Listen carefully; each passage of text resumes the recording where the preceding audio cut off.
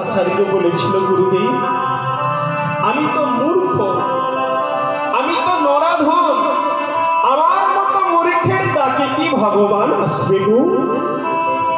মাধবেন্দ্র পুরী মহারাজ বলেছিল, অদ্বৈত ভগবান তো সবার, ভগবান কাঙালের ঘরে যেতে পারে, ভগবান কাঙালের ঠাকুর, ভগবান দই রসগোল্লা সন্দেশ চাই না, ভগবান চাই শুধু ভক্তি। এই ভক্তি করে যদি তাকে কেউ একবার ডাকতে পারে, তার সন্দেশ রসগোল্লা লাগে না, ভগবান তাতেই সন্তুষ্ট হয়ে যায়। তাই তুমি এক কাজ করো, যদি ডাকতেই হয় এই 3 তুলসীর পাতা আর নয়নের জল দিয়ে হা গৌর বলে ডাকো, দেখবে তোমার ডাকে সেই কৃষ্ণ গৌর হয়ে এসে নবদ্বীপে ধরা দিবে।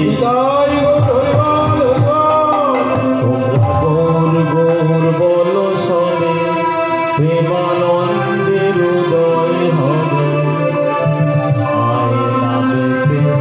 আয় নামেতে জনম ধন্য হবে।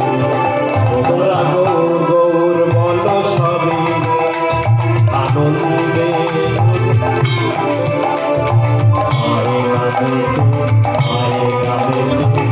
জনম ধন্য হবে।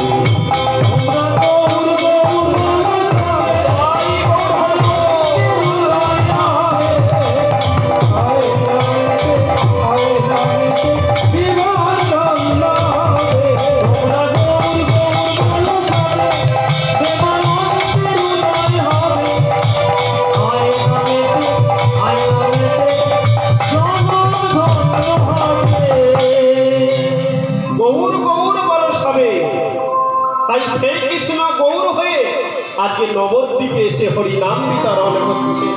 আর যখন গৌর চলে এসেছে সচিমাতার উদারে, আমি আর বেশি পিছনের দিকে যাচ্ছি না মা, যখন চলে এসেছে আজকে সবাই নদীয়ার নরনারী আনন্দে উদ্ভাসিত হয়ে গেছে। আর আনন্দে উদ্ভাসিত হয়ে সবাই গৌরকে পেয়ে আনন্দে মাতোয়ারা হয়ে গেছে।